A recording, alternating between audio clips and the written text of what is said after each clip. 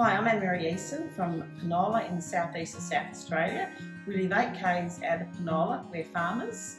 We have property that runs dairy, beef and vineyards. We rely heavily on internet and mobile service. Our business, as dairy farmers, we get results every day, messages by message and by email. And if we don't get them, we don't know what our milk results are like. We have to get in touch with accountants, we have to pay wages, we've got to do banking, all our bills pretty well come email now. General research, recording of stock, numbers and movement. So mobile coverage is fantastic now. What it used to be like was we never could use our mobile phone inside the house. We used to have to walk 50 metres out to the front of the house, the main road, just to get coverage to make a phone call. Emails as well, we couldn't get, you'd get them, but they wouldn't come through in a hurry. It's not ideal in the southeast when it's either pouring with rain or freezing cold or boiling hot. The business, we have to have mobile coverage to be able to get messages from the milk companies. Not just that either, health-wise too, you have to be able to make phone calls in emergencies, which we've had a few here.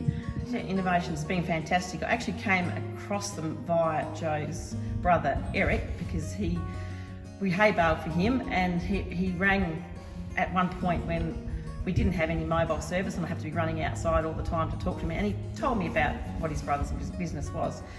So we looked into it, and Joe contacted me and we looked into it. They've been fantastic to deal with. Like, everything was done across the phone pretty well, because he could do all the sourcing out of Sydney. I'm not tech savvy by any means, so I needed somebody to just do the basics for me.